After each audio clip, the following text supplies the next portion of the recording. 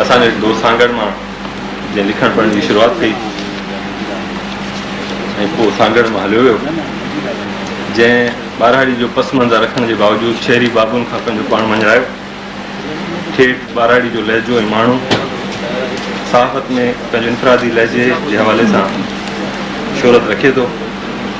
जंहिंजे लिखणनि में तव्हांखे पठे जे मज़दूरनि जूं संदसि उन्हनि सां कयल कचहरियूं बि मिलंदियूं, त मई जे महीने में जेकी हिन गेरनि जी गुगू ॿुधी उहा गुगू बि तव्हांखे हुन कलम मां ॿुधण में ईंदी, जंहिं डिसंबर जे सर्द रातिनि में पाणी बि वरायो। इहे सभु तजुर्बा हुन लिखण में तव्हां सभिनी मिलंदा। इन शेर सां असां जीअं बि जिए भला को जहां में सदाई निशान ते सदाई इम्तिहान में इसहाक मंगरियो, तव्हांजे ज़ोरदार तारीफ़।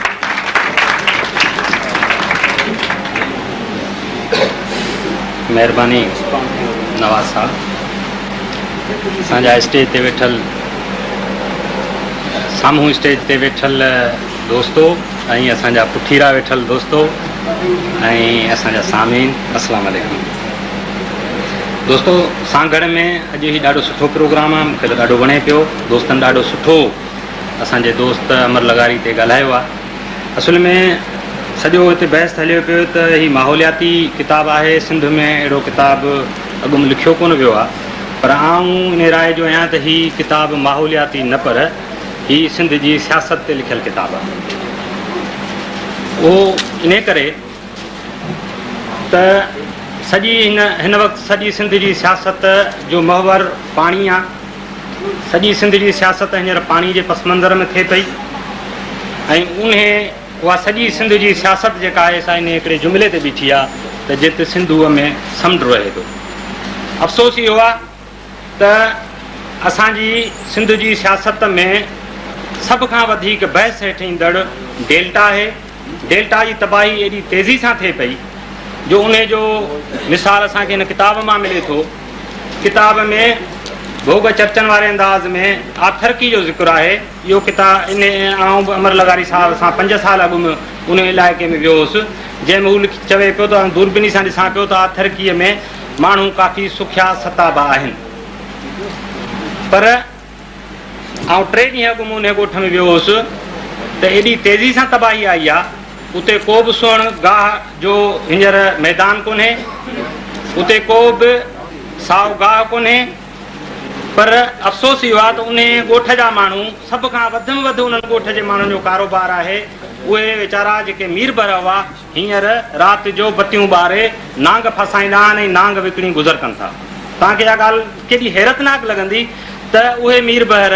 जेके ॿेड़ियूं हलाए वॾे पाणीअ मां वञी शिकार कंदा हुआ मच्छी जो, उहे हींअर खण जहिड़े ख़तरनाक जीत खे पकड़ण ऐं ॿियनि बलाउनि खे पकड़ण जो कारोबार कनि था। त इहा तमामु ख़तरनाक सूरत हाल आहे जेका असांजी हींअर डेल्टा में थिए पई। असांजी डेल्टा ते तमामु घणो असांजे जंहिं सहाफ़ी लिखियो आहे। मूंखे ख़ुशी आहे त मुख़्तियार साहिब बि उहो असांजी हिन महफ़िल में आयल आहे, जंहिं किताब जी महूरत कई आहे। ऐं सिंध जो डेल्टा असांजी सियासत जो महवर थियणु खपे, पर उहो अञा थियो नाहे। असांजे सियासतदाननि खे, असांजे सियासी वर्करनि खे सिंध जी डेल्टा जो तमामु गहराई सां मुताले करण जी ज़रूरत आहे। उते जा माण्हू तमामु निधणकाई वारी सूरत हाल में गुज़रनि पिया। उन जी मिसाल आउं ईअं ॾियां त कुझु ॾींहं अॻु में उते जे मलाह बिरादरीअ ठठे जे शहर में हिकिड़ो मुज़ाहिरो कयो ऐं उते उन ठठे जे में कंहिं बि MPA MNA सवाइ हिकु MPA थोरी घड़ी लाइ आई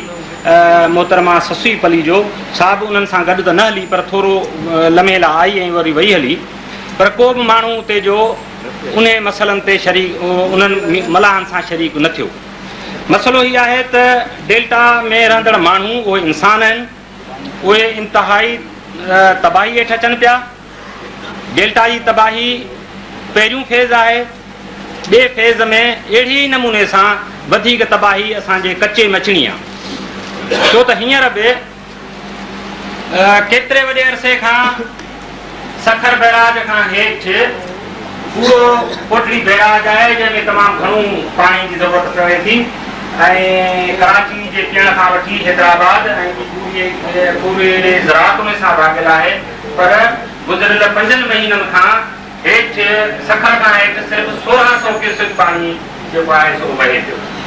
ऐं उहो 1600 क्यूसिक कोटड़ी बैराज ताईं पहुचे कोन थो त इहो त दरिया जी सूरत हाल आहे कचे जी छा सूरत हाल त कचे जी तबाही ॿिए फेज़ में अचणी आहे ऐं अमर साहब उन खे तमामु हिकिड़े आर्टिस्टिक नमूने सां हिकिड़े जुमिले में उनखे समोए छॾियो आहे त जिथे सिंधू दरियाह 70 किलोमीटर समुंड धिके छॾींदो ऐं अंदरि वञी उन में पाणी किरंदो हुयो हुनजो मेरान जो पाणी उहो समुंड हींअर उहो पतो दरिया में वही सिजावत जी पुल खां वधि थो थी आयो आहे त ही तमामु ख़तरनाक सूरत हाल आहे उन ते असांजे पढ़ियल लिखियल माण्हुनि इंटेलेक्चुअल असांजे सियासतदाननि सहाफ़ियुनि खे तमामु वधीक तशवीश सिर्फ़ु वठण जी ज़रूरत न आहे पर इन ते वधीक सोचण जी ज़रूरत आहे ॻाल्हि इहा आहे त सिंध अञा वापडा जो वीहनि अचणो आहे उन में सिंध जी तबाही वधीक थींदी सिंध हिन वक़्तु हिकिड़ो ड्रेनेज वैली में तब्दील थी वियो आहे अञा त सिंध में अञा त डेवलपमेंट थियणी आहे जंहिंमें पंजाब ऐं उत्तर सिंध मतिलबु आहे सिंध खां मथियनि सभिनी पूरे जेको आहे चइनी सूबनि जो टिनी सूबनि जो पाणी सिंध जे हुन मां गुज़रणो आहे ऐं उन वक़्तु तमामु ख़तरनाक सूरत हाल हूंदी हींअर त सिर्फ़ु 3 ज़िलनि जो पाणी जेको एपीओडी मां वञे थो उहो असां सभिनी जेको आहे त 3 ज़िले सां छा कयो त इहा ख़तरनाक सूरत हाल आहे जेका कंहिं राइटर पहिरियों दफ़ो उहो असांजे सियासतदान हिते लिखंदा रहिया आहिनि पर कंहिं राइटर पहिरियों दफ़ो उन खे पंहिंजे कंहिं स्टोरीअ में कंहिं नॉवल वारे स्टाइल में कंहिं सफ़रनामे वारे स्टाइल में पंहिंजी हिकिड़ी रिपोर्ट किताबी सूरत में छपियो आहे जेको सिंध जी सूरत हाल खां तवजो छिकण लाइ तमामु अहम आहे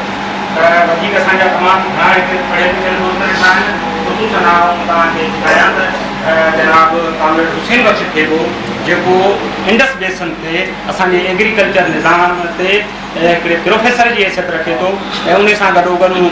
तमामु घणो सियासी एक्टिविस्ट आहे सियासी अॻुवान आहे सियासत करे थो ऐं संजीदगीअ सां हू तमामु घणा पंहिंजा प्रोग्राम कंदा रहिया आहिनि ऐं मुंहिंजी ख़्वाहिश आहे त मूं पंहिंजो वक़्तु त ॻाल्हाए छॾियो आहे पर आउं चाहींदुसि त वधीक तव्हां उन जी ॻाल्हि ॿुधो महिरबानी तव्हांजी